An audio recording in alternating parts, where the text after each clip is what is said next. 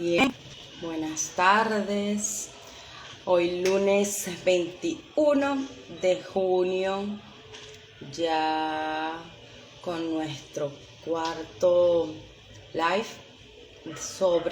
esta vez vamos a estar hablando sobre la alimentación y la microbiota. ¿Sabemos qué es la microbiota? Habremos escuchado hablar sobre la microbiota y su influencia en nuestra salud.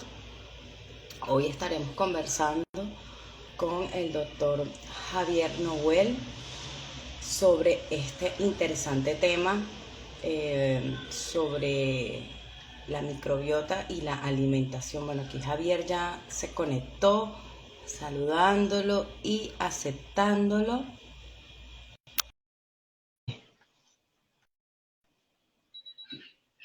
De mucho aprender porque es de esta década para acá que se viene hablando sobre la microbiota intestinal. Por aquí debe estar Javier. Hola, hola. ¿Me escuchas? Sí, te escucho perfectamente. ¿Cómo estás? Gusto en saludarte. Gracias, Javier. Igual a mí también un gran gusto saludarte y tenerte, bueno, dentro de nuestro panel de invitados por nuestro aniversario número 3 de Nutriacenitas, un espacio que surgió no solamente para brindar compañía a la familia y a las mamás sobre alimentación y nutrición, sino también brindar información y educación nutricional. Se va a unir con nosotras mi colega Cristina Soto. Ella, bueno, forma parte también del equipo de Nutriacenitas, ya se está uniendo, Javier. Y bueno, entre los tres vamos entonces a conversar un poco sobre este mundo de la microbiota. Hola, Cristina. Para que todos estemos bien, como para Hola darle. Javier, buenas tardes. Hola, un gusto. Hola Yanis, hola Javier, ¿cómo estás? Bienvenidos a nuestro live. Gracias.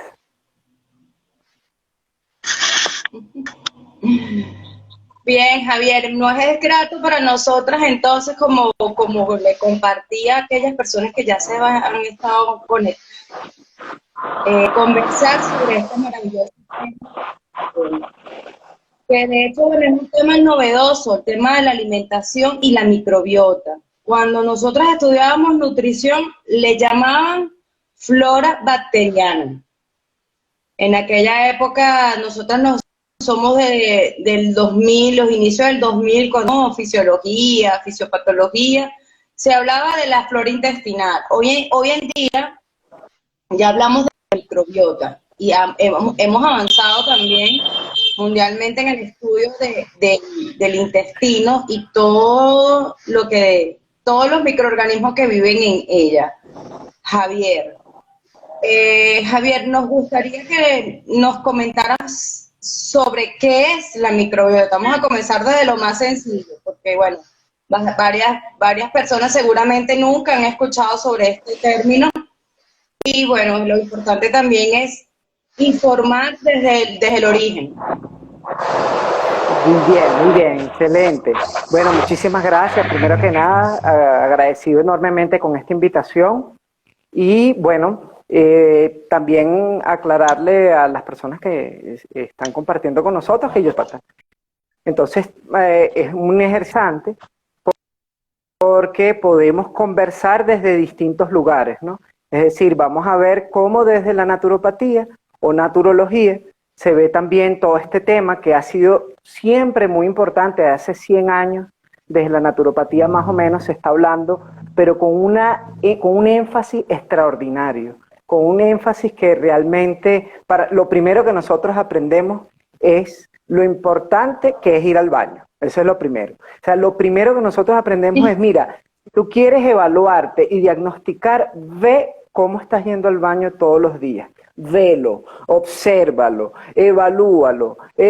Cada quien puede hacerlo, no necesita ser un especialista para ver cómo está su intestino. Y de hecho eso fue lo primero que hice en mi proceso, en mi propio proceso de sanación, y fue extraordinario, ¿no? Obviamente ahí hay que salir más que nada de algunos tabúes y algunos elementos, porque en nuestra cultura, pues, todo lo que tenga que ver con el tema de la popó, utilizamos palabras, ¿no?, como infantiles para referirnos a la popó. Entonces, bueno, es fundamental, y lo que tú decías también es muy importante, que ahora se habla de microbiota y no de flora bacteriana, porque resulta que no son solamente bacterias, es un ecosistema extraordinario. Hay virus también, y hay virus que son una maravilla. Es decir, el error que tenemos todavía muy en la cultura, digamos, difundida por todos los medios y en la cultura popular, es creer que los microorganismos son seres malvados, maléficos, que nos están, digamos, hay que atacarlos, ¿no? Y resulta que lo que se sabe hoy en día es que más del 99% de virus y bacterias no tiene nada que ver con las enfermedades. Empezó como, bueno, más o menos como una visión que surge del siglo XIX, primero Pasteur, después en el 2000, en el siglo XX, Flexner en Estados Unidos, Pasteur en Francia, empiezan a hablar sobre el tema de las bacterias, porque los primeros microorganismos que empiezan a estudiar con todo el avance de la microbiología, los instrumentos que por primera vez empiezan a utilizarse, fueron, pues, entes patógenos, ¿no? Entonces, evidentemente, la noción que la tomó después Flexner, Abraham Flexner en Estados Unidos, en el Instituto Carnegie, el Instituto Rockefeller, es que las enfermedades son producidas por microorganismos. Obviamente, sí, las enfermedades infecciosas están a los microorganismos, pero digamos que se estableció una visión muy demonizadora, si se quiere, de los virus y bacterias, ¿no? Y sobre todo las bacterias. Entonces, claro, eso llevó que ya a mediados del siglo XX, finales del siglo XX, empiezan otros estudios, y ya al principio del siglo XXI se avanzó muchísimo en los estudios, que ya lo venía diciendo la naturopatía, la medicina tradicional china, la ayurveda, que tiene 5.000 años, ya hablaba de la importancia de la salud intestinal, ¿no? Obviamente con otros términos, quizás no con todos los avances en términos de microbiología, pero ya se sabía que ahí habita en nosotros lo que yo siempre digo: yo no soy yo, yo soy yo y billones de yoes. Ahí habita, digamos, un ecosistema maravilloso, extraordinario, que hay que cuidar, y que es muy fácil cuidar a través de la alimentación, también las emociones. Y ahí viene otra cosa más interesante, lo que se decía ya en la Ayurveda, lo que se decía en la medicina tradicional china, en la naturopatía, que es que la salud de tus intestinos depende todo tu cuerpo, y no solamente tu cuerpo, tu mente, o sea, tu cognición y tus emociones, que las emociones son neurotransmisores y hormonas, depende exclusiva y directa, bueno, no exclusivamente, perdón, pero depende directamente de los intestinos, y por eso Hipócrates en la antigüedad decía que tu alimento sea tu medicina. Es decir, ya había esa comprensión de que los patrones de consumo iban a estar relacionados directamente con tu salud, y que estaban asociados también directamente a los intestinos, ¿no? Entonces, bueno, eso es un poco para hablar de historia, y un poco también de por qué tenemos esa visión tan nefasta de algo que no podemos dejar de tener, que son microorganismos, bacterias. Es imposible, no podríamos vivir sin bacterias. Ahora, Javier, entonces, podríamos entonces para aquellas personas que de pronto están escuchando por primera vez este término, que la microbiota es un ecosistema que vive con nosotros, en donde hay virus, bacterias, parásitos también, que son benéficos para nuestra salud, no solamente intestinal, sino que también juegan un papel crucial para mantener ese equilibrio, esa homeostasis en nuestro intestino, incluso para poder absorber, digerir, hacer funciones metabólicas, e incluso que esos metabolitos que deberían ir entonces a nuestro cerebro. Javier, otra cosa, hablemos un poquito, porque bueno, la mayoría de las seguidoras son mamás. A nosotros nos gustaría como conocer, si has venido estudiando sobre este tema, es de la microbiota y en esa primera etapa de la vida. Es decir, cuando una mamá es gestante y cuando ese bebé ya nace, que pasa por el canal vaginal, que pasa con la microbiota, que porque no es solo la microbiota, eso también es importante. No solamente tenemos la microbiota intestinal, tenemos también otras microbiotas. Respiratorias, Correcto. vaginales. Entonces, coméntanos un poco qué de importancia tiene el microbiota en las diferentes etapas de la vida, hablando desde el embarazo. Excelente. Sí, como tú muy bien decías, no solamente hay microbiota intestinal, sino tenemos en todo el cuerpo. De hecho, piel, en las vaginas, en el ano, en los oídos, en la boca. Fíjate este dato antes de entrar a ese tema. Dos investigaciones muy interesantes. Una que se hizo en Alemania hace algunos años sobre personal de salud, para ver quiénes del personal de salud era más vulnerable a enfermedades, si los caballeros que tenían barba o los que se afeitaban, ¿no? Entonces se dieron cuenta, la hipótesis era que los que se afeitaban iban a tener más higiene, iban a contagiarse. Y resulta que no, que lo que arrojó fue que los que no se afeitaban, por lo menos con hojillas, tenían mejor defensa ante las bacterias y los microorganismos patógenos. ¿Por qué? Porque aquí también habita una microbiota. Fíjate lo interesante. Y otro estudio maravilloso, para entrar ya en la pregunta, en el desarrollo, fue una investigadora venezolana, hace poco salió en la BBC parte de su investigación, que trabajó con indígenas en el Amazonas, indígenas muy apartados de la civilización occidental, que digamos viven completamente en la selva.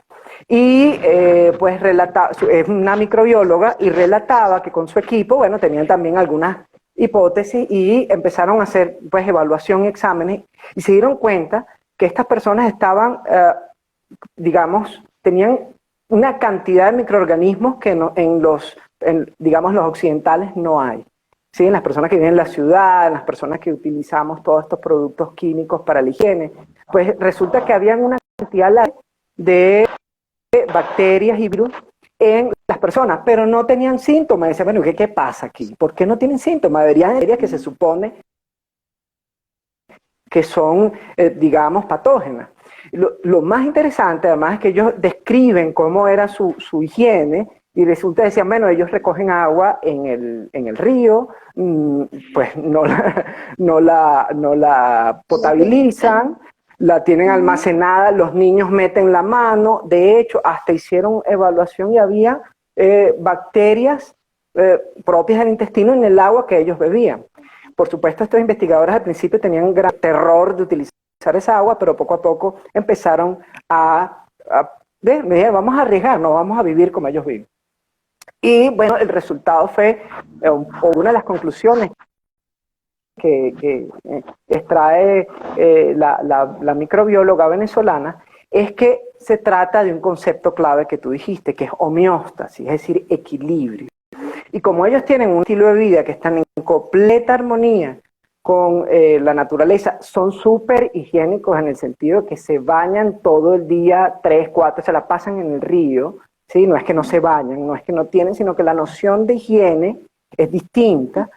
Y lo más interesante entonces es que decía, bueno, es un tema de equilibrio, y no solamente eso, sino que esa gran cantidad de bacterias y virus que habitan en ellos los hacen más resistentes a las enfermedades. Y viene otro tema, o por lo menos algunos tipos de enfermedades, porque ellos obviamente sufren otro tipo de problemas de salud que por su propio estilo de vida pues son, digamos, más preponderantes que en las ciudades.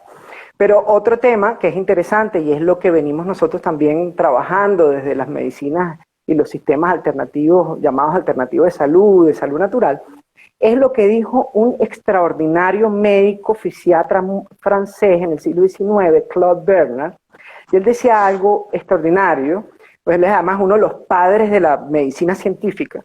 Y él decía que las enfermedades no existen. Quien existe es el enfermo. ¿Qué significa esto? Que la enfermedad es un concepto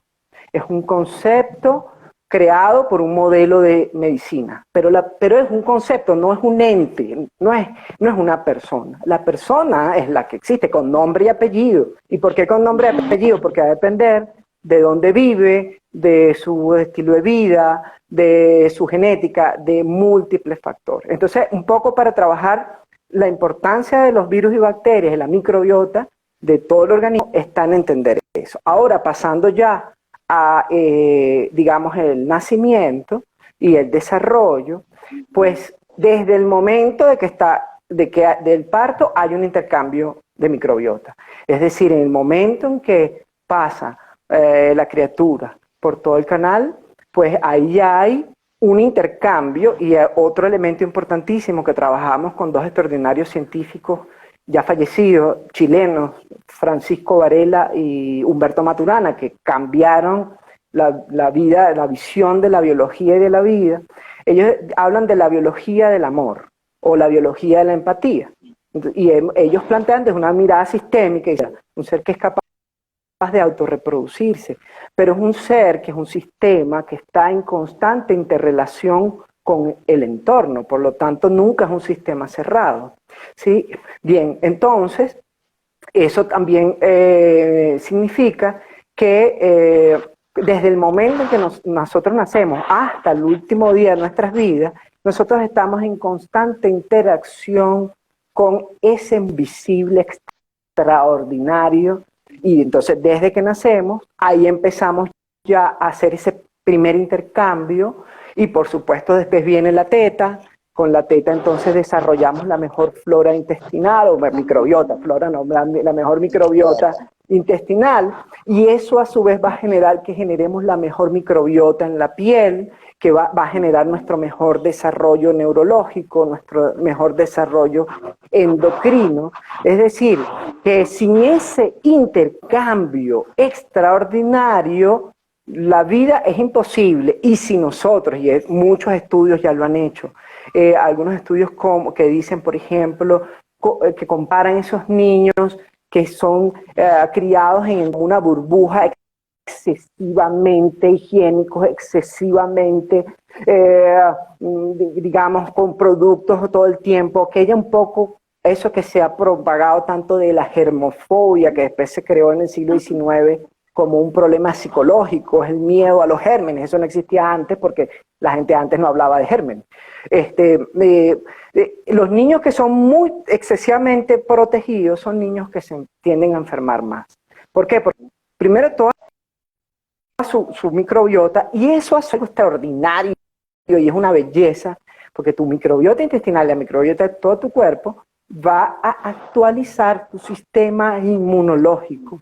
Tu sistema inmunológico, Francisco Varela decía algo bellísimo, él decía, el tema es que cuando empezó a estudiarse la inmunología, estaba una metáfora del mundo militar, y entonces decimos defensa, guerra contra los virus, estamos contra las bacterias, estamos en una lucha, el sistema está protegiéndose, y dice, no, eso es apenas el árbol dentro del bosque, nada más nos estamos enfocando en una pequeña parte del sistema inmunológico, por eso él hablaba de la empatía, sino que más bien hay un intercambio. Entonces, por supuesto tiene que ser un intercambio de equilibrio, ¿no? De homeostasis, ¿no? Y vemos que eso se va desarrollando desde el primer momento en que estamos, bueno, con el teta, por supuesto, y después con todos los procesos en que vamos incorporando alimentos, y vamos pues desarrollando además hábitos, porque viene otro tema maravilloso. La alimentación, la microbiota, los intestinos, no son solamente fisiológicos o anatómicos, no. Es un tema cultural. Es decir, dependiendo de tu cultura, de tu pensamiento, de tu crianza, de tu forma de ver el mundo, de entender la alimentación, de entender la salud y de entender la higiene,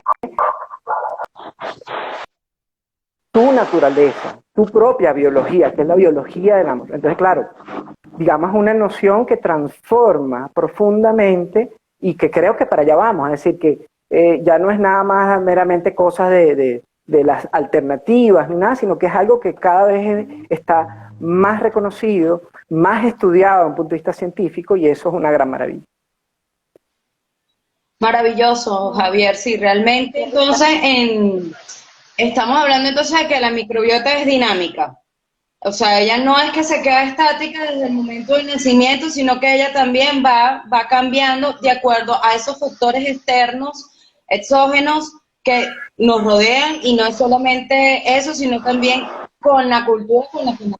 No es lo mismo, por supuesto, ese ejemplo, yo tuve la oportunidad de leer ese artículo en tu canal de Telegram y me fascinó los orígenes incluso de nuestra microbiota con nuestros indígenas, además una científica venezolana que estudia la microbiota, y ella además se encuentra dentro de los únicos 3 estudios que hay a nivel mundial sobre la microbiota. Ella está participando en uno de Estados Unidos. Entiendo que hay solamente 3 países a nivel mundial que están estudiando a fondo la microbiota, porque realmente es un tema realmente novedoso, bueno, que de mucho estudio.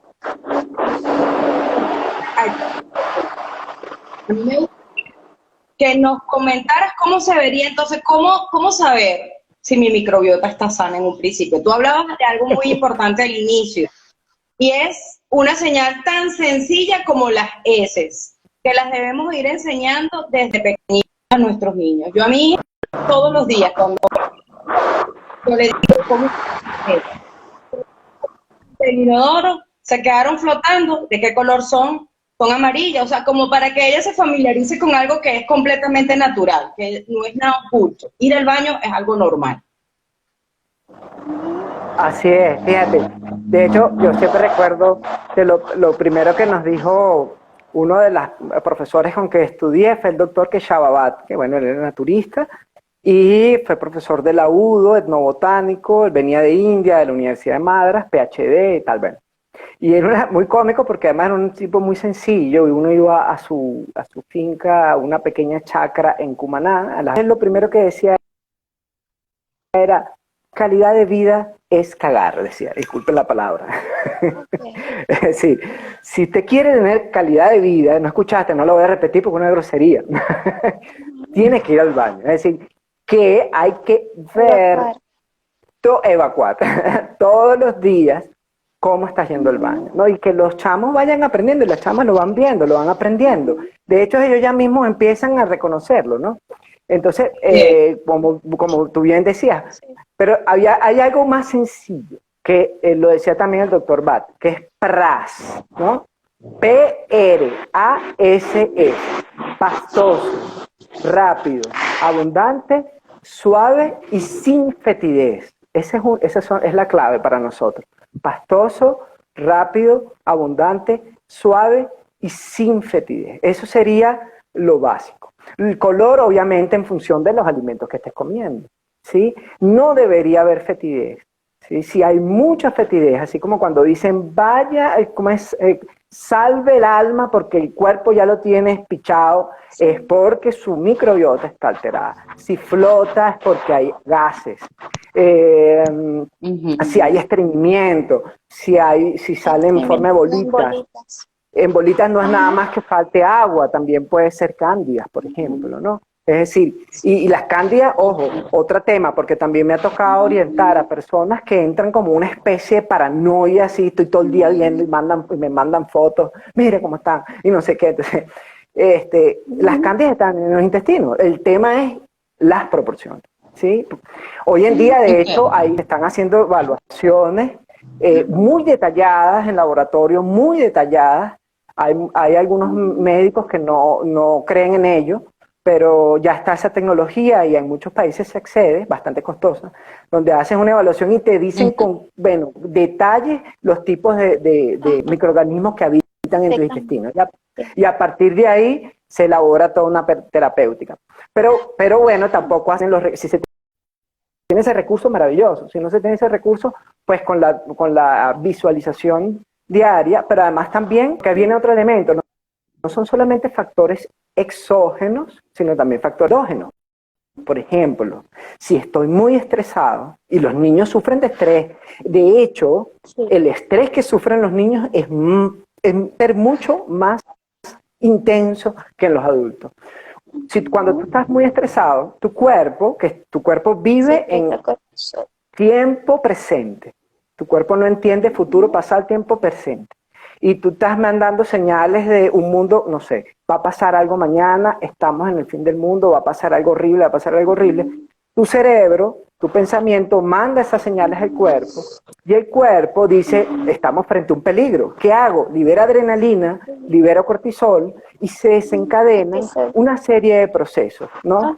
¿Por qué? Porque te estás preparando para o pelear, o huir, o atacar, es decir, tú estás preparándote para protegerte, exactamente. Entonces, porque tu cuerpo no distingue entre un tigre en la selva a pensamiento, no lo distingue, no tiene esa capacidad.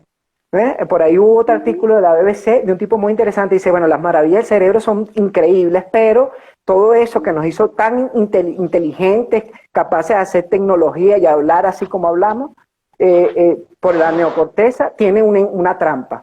Y la trampa es que puede desconectarnos de nuestro cuerpo. Entonces nosotros le mandamos señales al cuerpo que estamos ante un peligro inminente y hay muchos procesos que se desencadenan. Por ejemplo, el hígado se azúcar en sangre. ¿Sí?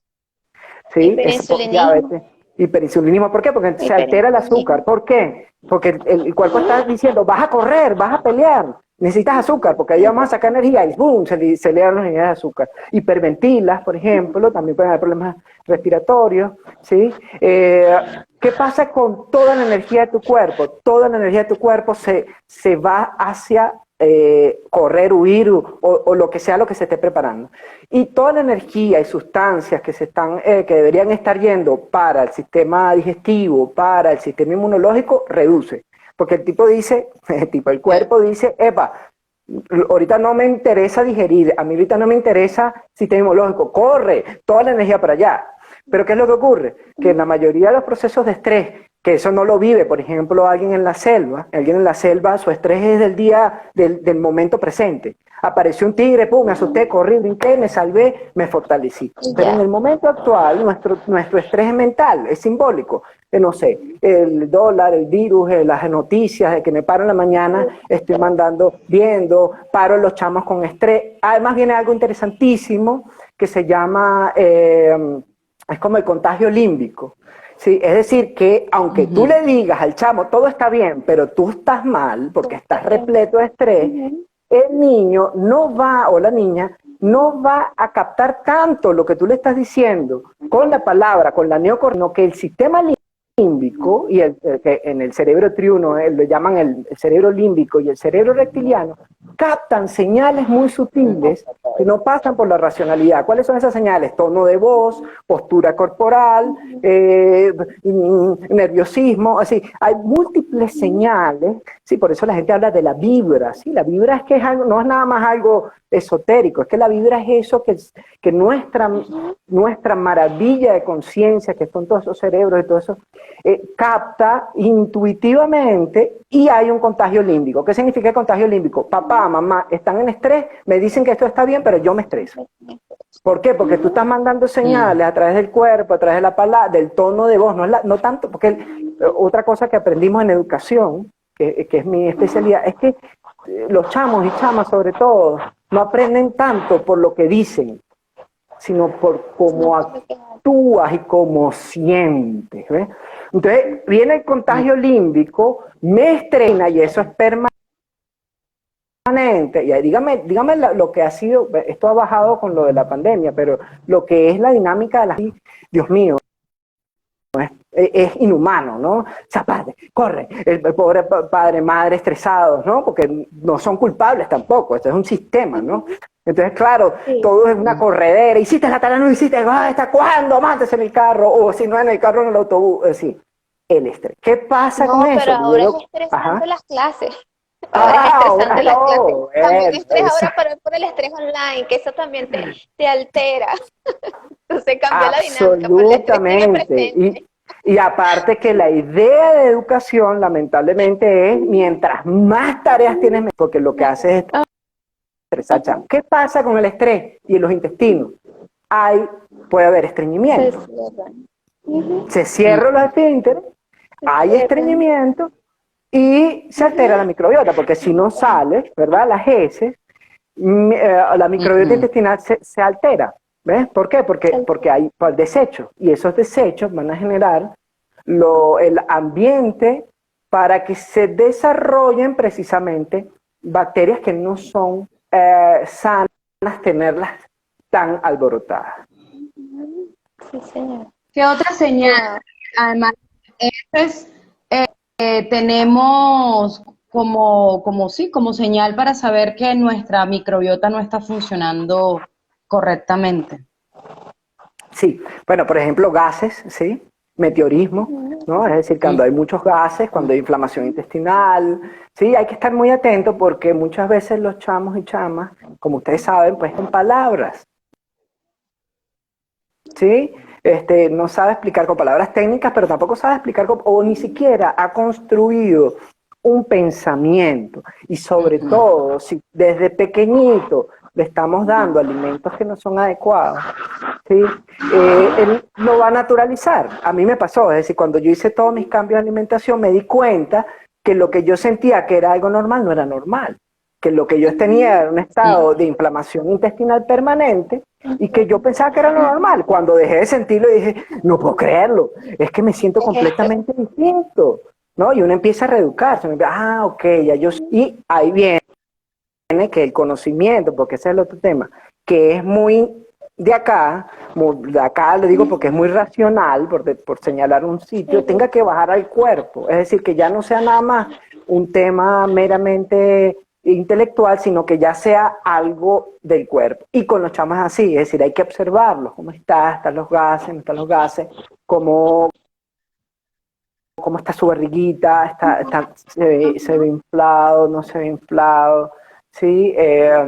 Y todo ese proceso, como lo hacen ustedes muy lindo, es, bueno, los chamos y chamas son muy inteligentes, es decir, ellos entienden todo y se puede ir, pues, por supuesto, utilizando un lenguaje apropiado y cambiar de lenguaje no es nada más cosa de niños, es cosa de todo tipo de personas. Es decir, cuando uno habla con técnicos, hablas un lenguaje técnico, cuando vas a una comunidad te toca hablar en términos muy sencillos, cuando cuando hablas con chamos, hablas en otro lenguaje, además también para que presten como atención, para que entiendan la cosa, para que lo vivencien, que lo más importante de todo este proceso, padres, madres, hijos, hijas, es que sea un proceso vivencial.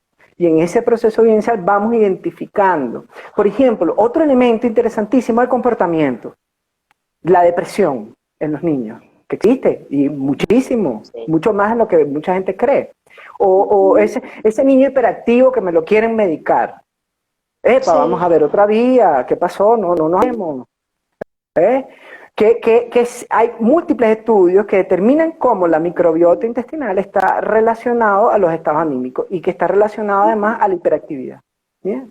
Entonces, cuando tenemos microbiota más equilibrada, pues inclusive esos déficit de atención. A veces hay muchos aditivos que son estimulantes neurológicos, el niño está repleto de azúcares y tiene una energía. Yo siempre digo, mira, nada más basta ver un cumpleaños infantil un domingo en el parque. Y tú ves a esos muchachos vueltos locos y se muerden y tú dices, pero ustedes son salvajes. No, es que le estás dando una cantidad de colorantes, aditivos, azúcar, y eso le puede estar alterando. Claro, todo organismo, y otro principio fundamental de la naturopatía es que cada organismo es diferente. Obviamente tenemos un diseño biológico común, pero cada experiencia es única y particular. Entonces también viene otro elemento muy bonito que Francisco Varela le llamaba la fenomenología de la salud. Es decir, que la salud no es nada más explorar el cuerpo físico, los exámenes, que todo eso es importantísimo, sino también cómo es esa experiencia de vida que se expresa en las emociones, que se expresa en el lenguaje, y que es lo que básicamente mamá, papá, familia, en general es lo que tiene a la mano. O sea, que tú lo que tienes a la mano es ver esa experiencia, esa observación, nosotros llamamos observación dinámica, porque otro principio también muy que también dijiste, Jenny, que es que la microbiota es dinámica. No solamente la microbiota es dinámica, todo es dinámico. Lo que pasa es que venimos de un mundo que necesita nuestro cerebro. Es que no es nada más el mundo, es nuestro cerebro. Necesita ver cosas como estáticas, ¿no? Nosotros vemos como por fotografía, tomamos una foto, pero hay que entender que todo es súper dinámico, inclusive los hábitos de consumo. Le digo a la gente que está buscando esas dietas mágicas, ¿no? En internet, de los 21 días, el reto, tal, ya va, espérate, eso depende, eso no, a lo mejor no funciona para ti, hay que evaluar, hay que ver, igual para los chamos. Entonces, no es lo mismo, por ejemplo, que nosotros hagamos recomendaciones alimentarias a un chamo en Venezuela, una chama en Venezuela, que alguien que viva en un país de 4 estaciones, por ejemplo, ¿no? Hay cambios, tanto, tienes que cambiar tu alimentación en la época del año, en donde vives. Por eso, cuando nos mudamos a otro país, duramos 4 o 5 días como aturdidos, porque tu cuerpo se está readecuando a ese ambiente donde tú vives, ¿no? Una cosa es que es tan dinámico. Y eso que dice, yo he tenido pacientes que he tratado aquí en Venezuela y se mudaron, que se mudó para España.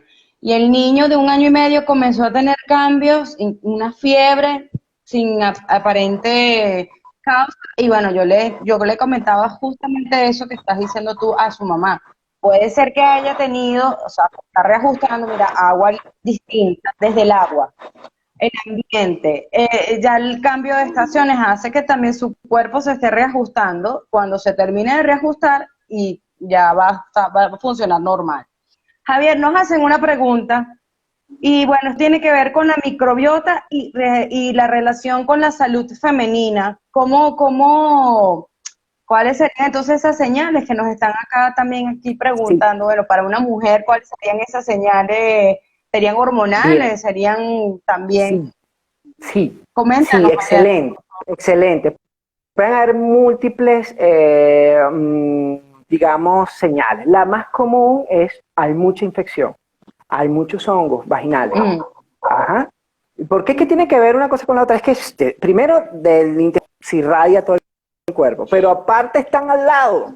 Es decir, si yo tengo un tejido, el intestino, inflamado, intoxicado e irritado, es más rápido que pase eso al aparato reproductor femenino. Bien, y viene otro tema interesante que es el tema del pH. Los tejidos, propiamente, tienen un pH, ¿sí?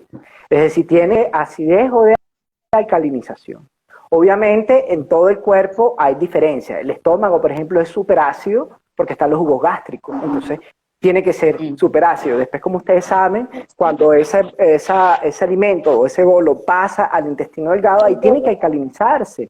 ¿Cómo se alcaliniza? Con lo que viene del hígado, etcétera, viene y se alcaliniza. Bueno, ¿qué pasa? Cuando se altera los intestinos, por ejemplo, hace que cambie el pH también de la flora vaginal. Entonces, evidentemente, unas señales, hay mucha presencia de hongos, piquiña, infecciones, etc. Eso, a su vez, está también relacionado con los productos que usamos, ¿no? Por eso es que cada vez está como más en boga el tema de la copa menstrual, por ejemplo, o toallas de tela. Es una maravilla. Mi esposa, cuando envió, ella sufría cada rato hongos, se acabó ese problema. La abundancia del flujo es distinta, es menor cuando cambias a otros dispositivos. ¿Por qué? Bueno, porque el cuerpo está tratando, entonces hay más flujo, porque lo que estás tratando de eliminar, ¿sí? Tanta toxicidad que se presenta, no solamente por la microbiota, sino porque inclusive utilizamos ciertos productos, recordemos que como buena mucosa absorben el medio. Entonces, por bien es un elemento fundamental. Otro factor interesantísimo, que tiene que ver mucho con la tiroides, ¿no? Es decir, que hay cada vez más estudios que reconocen, por ejemplo, el síndrome de Hashimoto, cómo está relacionado a una microbiota alterada. ¿Por qué? Porque todas esas toxinas que están en los intestinos llegan a la tiroides. ¿Qué pasa? el cuerpo reconoce, dice, ahí dice, epa, ahí hay algo malo, ahí hay algo, ahí hay un agente extraño, y el sistema inmunológico ataca la tiroides. Pero resulta que no puedes hacer nada. ¿Por qué? Porque no es un microorganismo, es toxinas que están en el espacio intersticial y en la célula. Es decir, en el espacio intersticial, el espacio entre las células y en la propia célula, donde están las toxinas. Entonces, una de las cosas que se trabaja con mucho éxito es que al cambiar los hábitos de consumo, a generar limpieza intestinal y cambio intestinal, viene un cambio en la función tiroidea extraordinaria. Pues obviamente también vienen cambios en el consumo, ¿no? Que también tiene que ver con los niveles de azúcar, después del T3, T4, aparte de que selenio y otros micronutrientes que requerimos, magnesio. Pues se absorbe magnesio, se absorbe mucho mejor si tu microbiota está en buen estado, porque además la microbiota no solamente te afecta, este es otro tema apasionante, la microbiota... El equilibrio en la microbiota es el equilibrio del intestino grueso, donde está la mayor microbiota intestinal, pero también del intestino delgado, donde actúan las enzimas, pero también y donde se absorben los nutrientes. Y de donde se absorben los nutrientes, pero también del estómago. Es decir, que está todo, o sea, claro, nuestra mente, nuestro cerebro parcela, ¿no? Genera compartimentos. Cuando hablamos de sistemas, lo naturalemos como si estuvieran aparte, tanto que cada especialista ve los sistemas por separado. Entonces es muy difícil conseguir, por ejemplo, un neurólogo que entienda de la relación de la depresión con la microbiota intestinal. Es complicadísimo, porque eso es algo muy nuevo en el modelo en la medicina occidental. En otros enfoques ya se conocía, pero esto es muy nuevo, entonces es muy difícil que los distintos especialistas comprendan la vinculación que hay. Es que es extraordinario. Y yo soy un apasionado de este tema porque es que además lo viví, pues, o sea, superé depresión, además problemas de peso, de riñones, etcétera. Es decir, simplemente con hacer algunos cambios de hábito. Javier, ahorita que comentas cambio de hábito, nos gustaría que nos comentaras ya para también hacer hablar sobre los alimentos, sobre la microbiota y esa alimentación. ¿De dónde venimos y hacia dónde deberíamos ir? Porque esos cambios, no, como dices tú, creemos que son naturales. O sea, yo como harina de maíz todos los días, si eso es normal. ¿Por qué de pronto ahora tengo que pasar más a comer más tubérculos? Me comentan a mí algunos pacientes. Pero si la harina de maíz, yo crecí con la harina de maíz. O sea, coméntanos un poco, y no solamente para la alimentación infantil, porque bueno, nosotras somos fieles defensoras cuando iniciamos alimentación complementaria con los niños y les explicamos a las mamás que los niños, mira, tienen adherencia rápidamente a los cereales. Rápido le gusta la pasta, rápido le gusta el arroz, rápido le gusta el pan, pero los tubérculos no. Entonces, si la mamá le quiere dar yuca, si una mamá quiere dar humo, si una mamá quiere dar batata, no lo quiere. ¿Y cómo lo solemos dar en ese inicio de alimentación complementaria? Con sopas. Y resulta que lo podemos dar de otras maneras, este tipo de alimentos. O sea, ellos no son nada más para la sopa. Entonces, inician esa alimentación así, con los cereales, y ciertamente hay que exponer al intestino a los distintos alimentos. Yo creo mucho en la alimentación rotatoria. Entonces, cuando están un poquito más grandes, comienzan entonces o a ser quisquillosos, que es que no quieren comer, sino trigo, trigo y trigo. Y ya. Y no quieren nada de tubérculos y todos los alimentos de algún estilo, y bueno.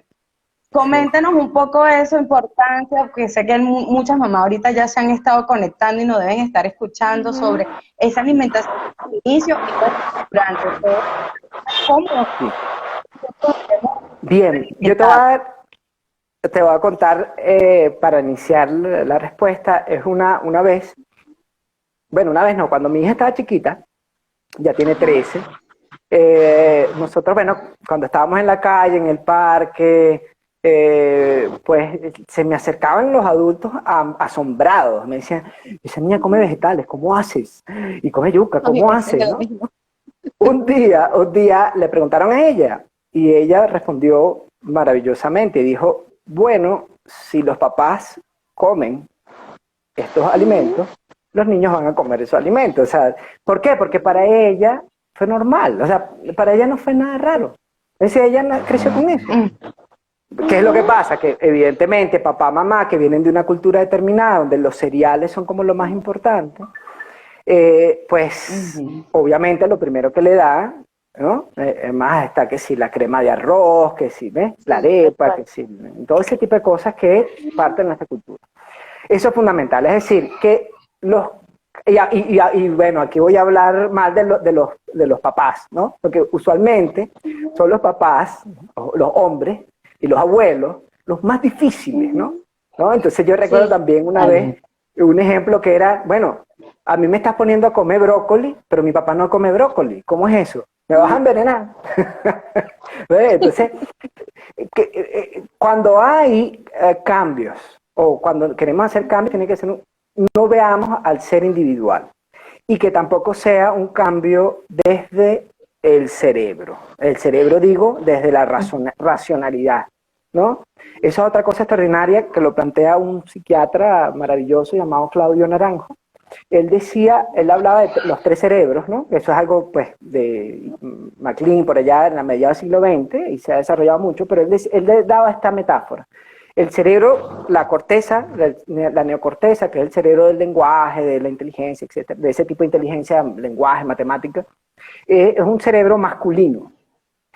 El otro cerebro es el mameliano o límbico, que es el de los afectos, y es el cerebro femenino, ¿no? Y decía, bueno, es que nosotros tenemos un cerebro mameliano muy grande porque somos mamíferos, por eso mameliano.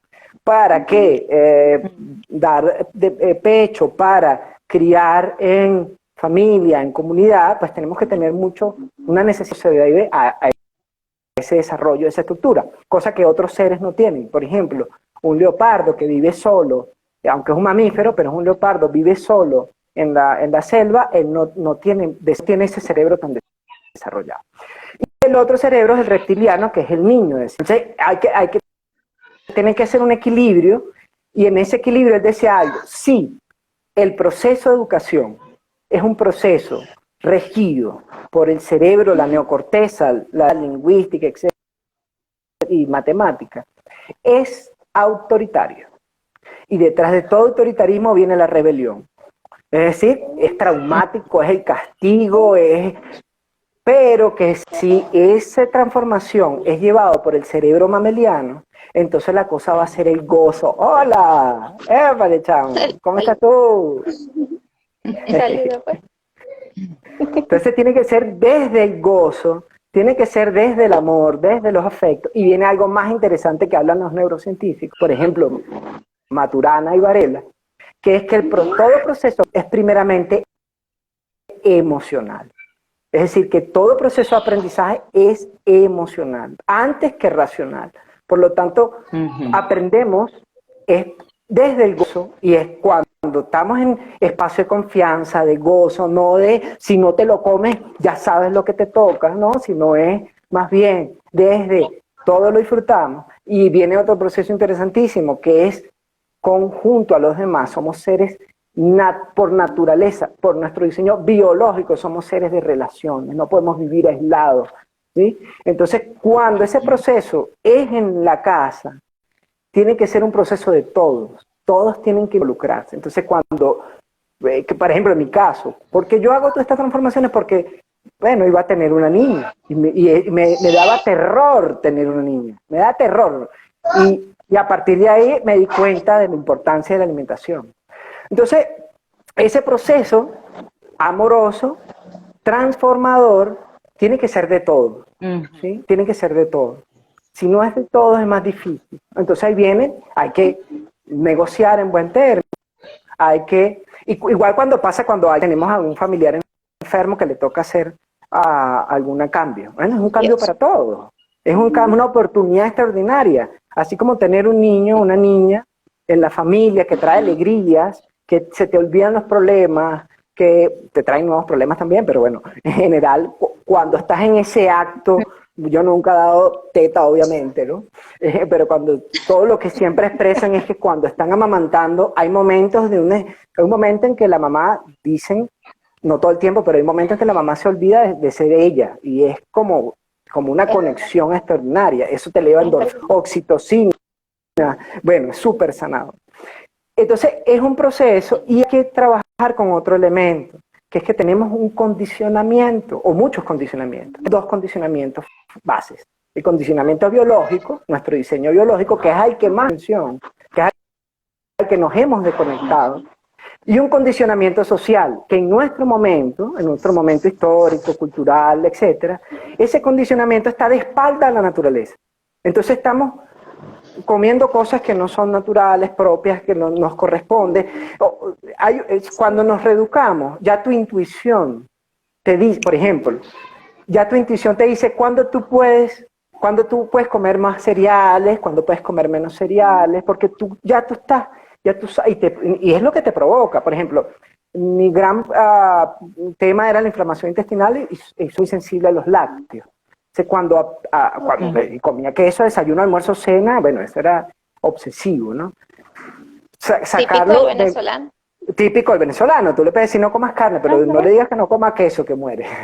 Sí. Entonces, o come menos, ¿no?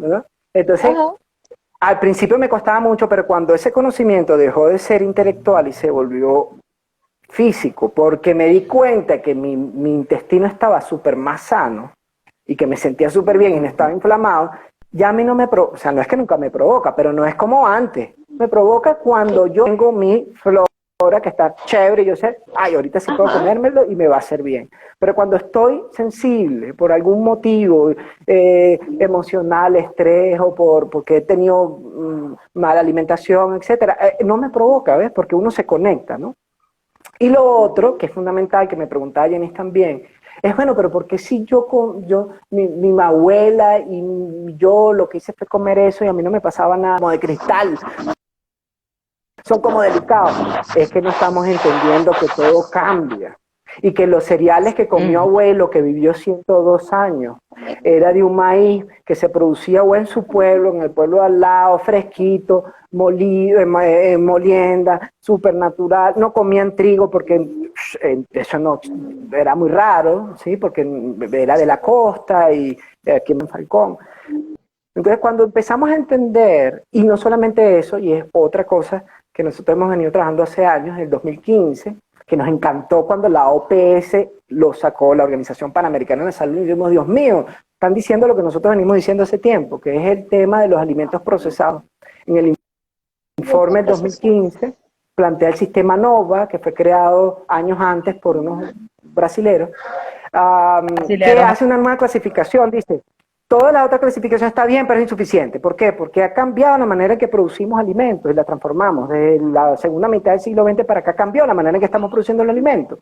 Ahora se procesan mucho, se refinan, le quita la fibra, el grano pierde proteína, pierde vitamina B, pierde minerales, ¿sí? Y entonces está generando, y se dieron cuenta que las principales causas de enfermedades y de mortalidad en el mundo son las enfermedades crónicas, y esas están asociadas a el consumo de alimentos muy procesados. Entonces hace una nueva clasificación. Entonces ahí es que uno tiene que decir, bueno, papá, entendamos que el mundo cambia, que todo cambia, y que ahora los alimentos que nosotros accedemos no eran los que excedían. La arepa no es la misma arepa de hace 50 años, es distinta, ¿sí? La misma harina. Entonces pasa todo el tema de las harinas, que muchas veces la gente no entiende, no solamente porque es cereal, porque sí, también. Los cereales tienen antinutrientes, como todos los granos, como todas las semillas, tienen antinutrientes, defensivas, ¿sí? Porque ellas están hechas para ser otra planta, entonces ellas se defienden, entre comillas, o sea, tienen sustancias que repelen insectos, ¿no? Por ejemplo, los proteínas, que son una proteína muy inflamatoria.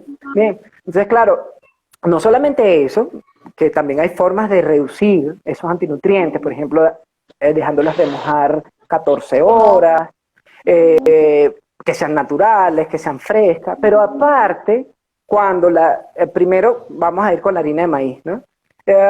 Primero la descascarillan, le quitan la cáscara y ahí pierde además la proteína, parte de la proteína, donde está digamos, la mayor cantidad de aminoácidos, por digamos, de manera más adecuada. Queda más que todo lo que eso después se almacenan, o antes estuvieron almacenados en cilios, Y esos silos pueden, se pueden contaminar con aflatoxina, por ejemplo, que es un hongo. ¿Sí? Si ahí también se almacena trigo, se puede contaminar con gluten. Entonces es un problema para las personas que sufren de la condición celíaca, ¿no? Insectos, le caen insectos, ¿no? ¿Qué pasa? Entonces, las empresas no pueden perder eso, le echan insecticidas, ¿no? Yo hago así, no es así realmente, porque es mucho más complejo que echarle Baygon, ¿no? Pero le agregan también insecticidas. Si son importados, por ejemplo, el caso del trigo en Venezuela, que por nuestra condición climatológica se puede producir muy poco en los Andes, en zonas más frías y con muy bajo rendimiento, tenemos que traerlo de Canadá, de Rusia, y ahí tienen que agregarle insecticidas, no hay manera, es que si no, no se puede. Y después de para eso, que se conserve. exactamente, y aditivos. Entonces llegan y lo muelen, después que lo pelaron, por decirlo en términos muy coloquiales, le quitaste la fibra, pierde buena parte de sus nutrientes, se muele y ahí se le agregan algunos aditivos. ¿Ven? A veces ni siquiera salen en las etiquetas, a veces lo hemos hecho pruebas de algunos alimentos ultraprocesados en laboratorio y, bueno, obviamente no lo hago yo, ¿no? Pero se hace la solicitud para que hagan las pruebas en laboratorio y dicen, no, mira, esto que dice en la etiqueta no es, por ejemplo, una leche en polvo, no voy a decir marca porque no me acuerdo la marca, pero era mexicana, decía que era leche en polvo y cuando le hicieron el examen laboratorio, bueno, no era leche solamente, sino que tenía aceite de palma. Si tiene aceite de palma, tiene hidroxiltolueno, porque la única manera de tú preservar el aceite de palma es con derivado del petróleo, que es el hidroxiltolueno. Entonces, además, después de eso, se almacena, no sabemos cuánto tiempo, no sabemos en qué condiciones, es decir, que genera muchas condiciones para que lo que hace 30, 40, 50 años no fuese un gran problema, hoy en día sí. Bien, más los agroquímicos, transgénicos, etcétera, etcétera, y ese es otro tema, ¿no? Pero lo que sí sabemos, más allá de los agroquímicos y transgénicos, es que sustituyendo los alimentos ultraprocesados, o por lo menos, aquí nadie juega santo, ¿no? No es que no lo vas a comer más nunca porque eres un ser elevado, no. Come lo menos posible. Cuando vas a salir, una fiestica, qué sé yo, un día te provocó y está bien, chévere. Que en tu día a día sean alimentos lo más natural posible. Dígame, me iban a preguntar algo. Quería preguntar, ahorita está muy de moda el consumo de alimentos fermentados. ¿Cuál es tu opinión sobre esos alimentos? Sí. Para nuestra microbiota. Sí, evidentemente hay dos conceptos claves que son los prebióticos y los probióticos, como ustedes saben. Los prebióticos son todos estos alimentos que en general están en frutas, vegetales y hortalizas que alimentan las bacterias buenas, por decirlo de un término muy simple, ¿no? Pero es más allá, pero las bacterias que son adecuadas, ¿no? Nosotros le llamamos bacterias fermentativas, porque hay alrededor de 1000 tipos distintos de bacterias. Nosotros las clasificamos en dos grupos para hacerlo más didáctico. Las putrefactivas, que pudren, literalmente, y las fermentativas, que generan un proceso que es mucho más equilibrado. O sea, cuando nosotros comemos prebióticos, frutas, vegetales y hortalizas, que tienen fibras, etcétera, ellas van a alimentar, son prebióticos, porque estimulan que esta flora esté sana, o esta microbiota esté sana. Y está la microbiota putrefactiva, ¿no? Bien, entonces, los fermentados, obviamente hay que tener higiene, hacerlos bien, tener cuidado, pero los alimentos fermentados siempre han sido una forma ancestral, por decirlo de alguna manera, tradicional, en que muchas culturas han almacenado productos y han generado alimentos terapéuticos. Entonces sí, es una buena alternativa, ya que son probióticos porque tienen bacterias y esas bacterias van y colonizan.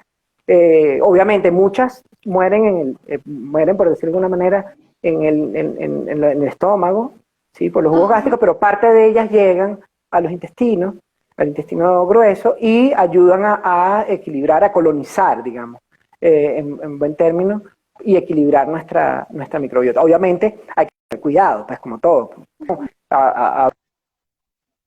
A veces uno se angustia mucho con las modas porque entonces la gente se pone loca y Y lo que nosotros siempre decimos es, no hay ningún superalimento que cura todo en la vida. No, eso es mentira. No. De hecho, hay superalimentos que pueden ser muy dañinos. Hay que tener cuidado. Sí. Todo es un equilibrio. Es un equilibrio. Entonces, si es un equilibrio, y ahí también trascender un poco esa mirada muy del siglo XX, occidente, que era Abraham Flexner, cuando decía, la enfermedad se produce por un microorganismo, por lo tanto, lo que hay es que incorporar en la teoría germinal una sustancia que me sane. Entonces tenemos todavía la idea en la alimentación, entonces, bueno, está la moringa, entonces todo lo vamos a arreglar con la moringa. No, la moringa es una maravilla, pero no todo el mundo puede tomarla, no sirve para todo. Y además, si yo sigo teniendo malos hábitos de alimentación, vivo estresado, agrediendo a todo el mundo o victimizándome, la moringa no me va a... y además tengo mala alimentación y lo que hago es comer puros alimentos ultraprocesados, putrefactivos,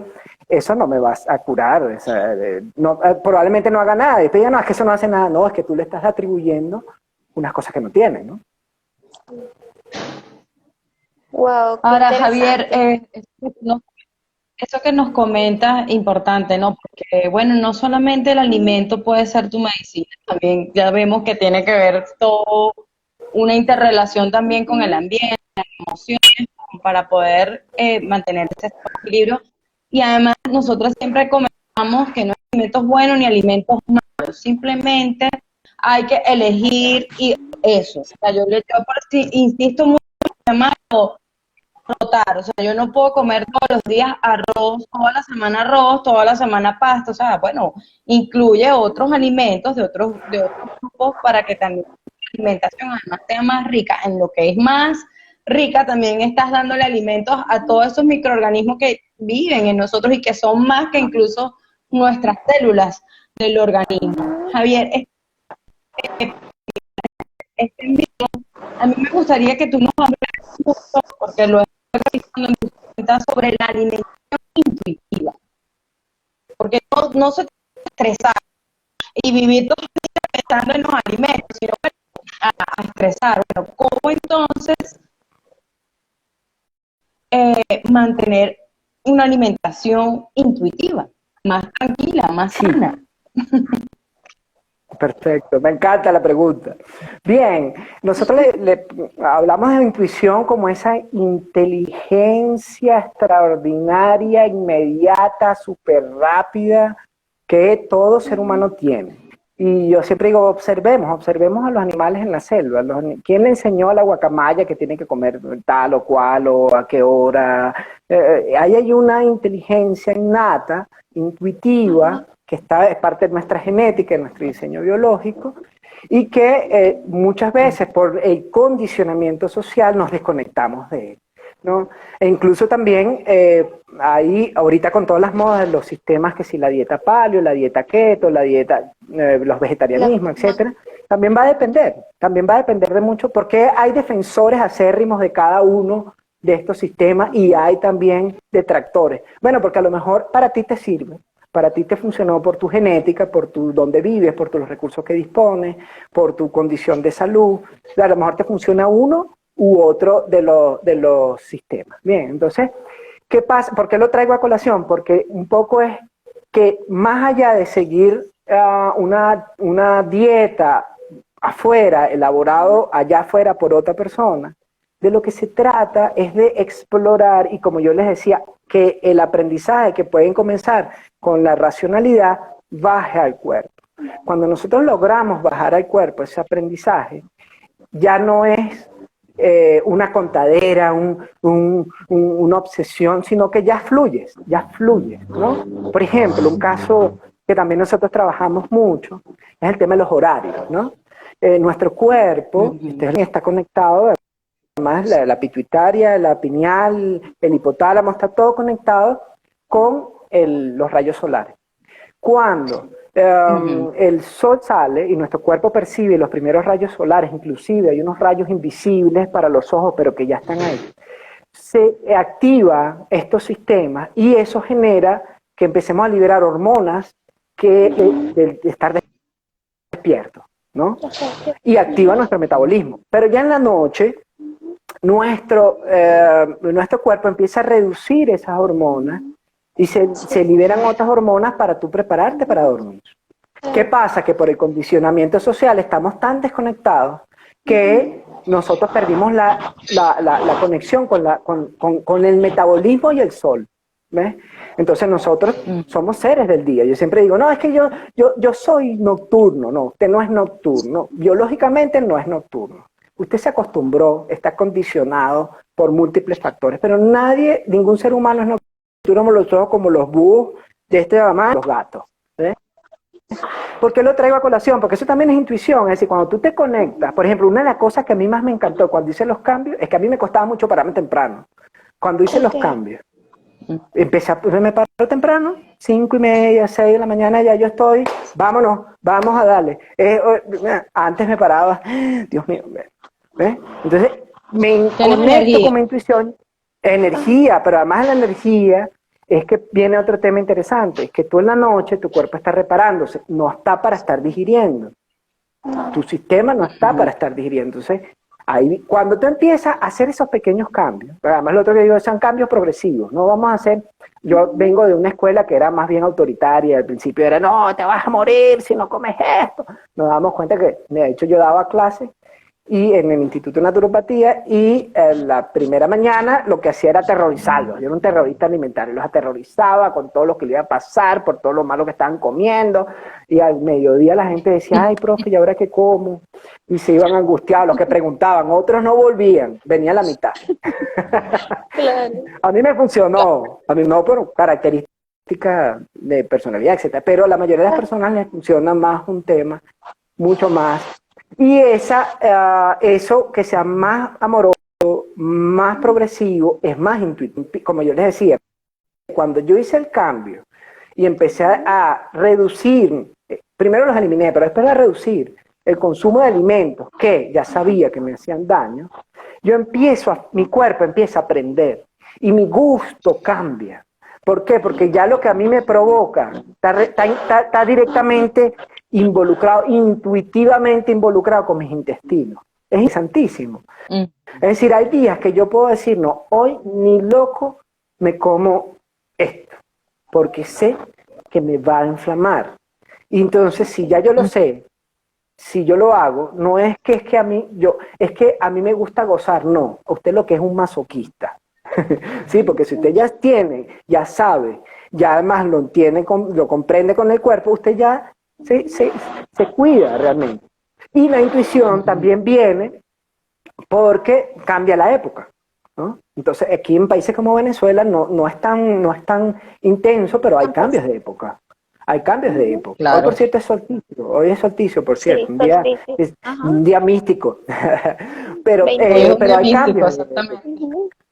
Hay cambios de época, estamos en la época de lluvia, entonces hay unos alimentos que son mejores que otros alimentos. De hecho, además eso se ve hasta en el precio. Ay, pero ¿por qué los tomates están tan caros? Porque el tomate no es de época, sino la época buena del tomate es el final del verano, o lo que llamamos verano aquí. Bien, pero en invierno, lo que le llamamos invierno, que es lluvia, se le echa mucho agroquímico, entonces aumentan los costos. Miren, por ejemplo, cosas así. Entonces tú empiezas a conectarte y al principio tú puedes tomar un libro de alimentación, tener alguna guía de las temporadas de los alimentos, pero ya llega un momento que es intuitivo, ya tú sabes. Hoy me paré y tengo, por ejemplo, eso que a la gente a las 4 o 5 de la tarde le da antojo de comer algo. El problema es que, bueno, probablemente se te bajó un poco lo que llamamos cotidianamente el azúcar en sangre. El azúcar. Pero el condicionamiento social te dice una torta con crema y un café con leche y como 5 cucharadas. No es, o sea, tú estás conectado con tu intuición, pero tu condicionamiento social deforma eso. Entonces, en vez de comerte algo sano, te está provocando lo que te condicionaron socialmente. Cuando tú logras conectarte con la intuición, que solamente se logra vivencialmente, cuando tú empiezas a vivir los cambios, cuando tú empiezas a sentir los cambios, cuando tú empiezas a equilibrarte, ya eso viene por añadidura, ya es un proceso, ya hasta ahora ya yo tengo, no sé, lo que por ejemplo, una leche no tiene ningún problema metabólico, que tú puedes comerte tu lechocita a esta hora y ¡pum! ¡Está chévere otra vez! Y va súper bueno para tus intestinos, etcétera. ¿Ves? Tú empiezas y la intuición también pasa, sobre todo esto lo aprendimos mucho en Venezuela en los últimos años, ¿no? Donde, bueno, tú tenías una receta y cuando ibas al mercado, coño, hay el ingrediente, o está muy caro, o qué sé yo, ¿no? Te conectas con la intuición y tú dices, bueno, ya yo sé, no le voy a poner esto, le voy a poner lo otro, y ya tú no necesitas receta, ya tú empiezas a experimentar, a vivenciar, y empiezas entonces a saber qué comer a la hora, no, porque a saber, cuando yo hablo de saber, no es aquí, es mi cuerpo, ya tu cuerpo te pide lo que necesitas a la hora, ya, es decir, hay varios elementos que se empiezan a generar, muy interesantes, pero hay que dejar... hay que comprender la intuición y reconocerla, porque también nos han dicho que la intuición es como algo medio difuso, no, es simplemente conectarte con tu cuerpo, con la sabiduría que está en tus genes, que está en tu propia naturaleza, como tienen todos los animales, como tienen todos los seres vivos, que necesidades que no le han enseñado a comer, y si no viven con los seres humanos, comen lo que tienen que comer. Después, cuando viven con los seres humanos, los animales domésticos, como los perros, los gatos no tanto, pero más que todos los perros sí también pueden sufrir de un condicionamiento dañino y se ponen a comer cosas que no son. Pero en general, la naturaleza, como las guacamayas, que les digo que están libres, ellas comen lo que les corresponde comer. Lo saben a la hora que les corresponde, en un ciclo. Y ese ciclo no es de un reloj, no es que a las 5 de la mañana, no. Es que eso van, porque los días cambian también. Es decir, no todos los días a las 5 de la mañana a la misma hora. Me parece raro, ¿no? Claro. ¿Pero por qué? Porque el día va a aumentar, o sea, el día ahorita estamos en que el día está aumentando las horas de sol, ¿no? De sol. Y después viene, se reduce. En los países de 4 estaciones, en verano, a las 4 de la mañana está saliendo el sol y a las 11 de la noche. Y ahí vienen unos alimentos distintos. Me pasa algo interesante con personas que están en Chile o en Argentina, varios me han dicho, estamos en pleno verano y yo pido una sopa, y una sopa caliente, y la gente me dice que si estoy loco. ¿Por qué? Porque es que en vez de no comer sopa caliente, te come otros alimentos propios de la temporada. Entonces eso, para las personas que también migran, es importante que tienen que explorar. Yo siempre digo, mapeamos el territorio, mapeamos lo que la gente conoce, cuáles son los alimentos de temporada. Tú empiezas es un intercambio súper fluido, que puedes entrarle por distintas vías. Entonces nosotros hablamos como una metáfora, el cuerpo físico y el cuerpo emocional. Entonces tenemos que trabajar los tres al mismo tiempo. En la medida que estoy haciendo los cambios para mejorar mi cuerpo físico, también estoy aprendiendo desde un punto de vista racional, entonces estoy modificando mi cuerpo mental. Pero eso tiene que estar acompañado del cuerpo emocional, desde el amor, el gozo. Bueno, y si un día te pusiste bravo y no pasa nada. Sin culpa, porque esa es la otra cultura muy católica, que es la culpa, por mi culpa, y ahora que lo hice y me comí la torta y comí. He tenido casos de personas que me cuentan con sobrepeso que se comían los dulces en el baño, escondido para que la gente no viera que se estaban comiendo los dulces, ¿no? Es que hay un tema emocional que hay que trabajar también, ¿no? Entonces, sí, bueno, es un poco, claro, no sé, di mucha vuelta para hablar de la intuición. No, pero, excelente. Excelente, Javier, ese término, todo ese resumen que nos haces. Nosotros lo hablábamos mucho en consulta y lo hablamos más la parte como de ser consciente cuando comemos, pero me gusta mucho ese término que tú manejaste, intuitivo, porque es realmente seguir el instinto. Los instintos muchas veces nos ayudan a sobrevivir y desde el punto de vista de toda la vida, el desarrollo del ser humano, siempre el instinto es el que hace guiarte muchas veces por caminos positivos para la vida. Entonces ha sido maravillosa toda la exposición que nos has dado durante todos los temas, porque tú como educador tienes esa facilidad de expresar de forma clara y sencilla términos que muchas veces Yenis y yo, por tener un lenguaje a veces muchas veces más técnico, tiende a ser bastante difícil de comprenderlo, pero ha sido maravilloso, has dado en esta tarde hoy. Muy, muy agradecida. Agradecido por la invitación. Sí. Realmente ha sido un gusto enorme y un honor. Sí. Gracias, Javier, de verdad, bueno, nosotras complacidas por aceptar la invitación y escucharte esta tarde de hoy, que el tiempo pasa muy rápido. Yo de verdad me quedo con varios palabras que resonaron en mí. El hecho de alimentarte desde lo vivencial, una receta, de hecho nosotros también se lo comentamos al paciente, hasta los estamos dando la alimentación es que queremos cambiar a los niños, pero también tenemos que comenzar con esa transformación de la alimentación. Sin duda la clave de esa transformación en la alimentación cotidiana de las familias, bueno, de Venezuela y de todos los países que, bueno, que pueden ahorita aquí escuchándonos con el tema de la alimentación. La alimentación no es estática, lo que nosotros estudiamos, como yo decía al inicio del en vivo, no es lo mismo que estamos viviendo ahora, se ha transformado, y así como se transforma, también se transforma en la industria de los alimentos. Por supuesto, la industria de los alimentos, los científicos también tienen aspectos que van a seguir tratando de camuflajearse para que algunos alimentos se mantengan. Algunos, como sacó la ministra hace poco, un comunicado en donde ellos decían que nunca, ninguno de sus alimentos van a ser completamente saludables para la población, porque necesitan algunos aditivos para mantenerlos en el entorno, bueno, viajen distintas formas. Entonces, bueno, lo importante es que sepan ir reales, alimentos que están vivos y que se sientan bien además con esos alimentos. Entonces, bueno, muchísimas gracias. Ya, bueno, en vivo de esta tarde de hoy, 21 de junio, bueno, van a entonces a encontrar este IGTV en nuestro feed de nuestra cuenta de NutriAcén. Muchísimas gracias a todos que se conectaron. Muchas palabras por ahí dijeron, muchos saludos, te envío mucho agradecimiento como siempre y una feliz tarde. Gracias. Gracias. Un abrazo. Un abrazo, Javier.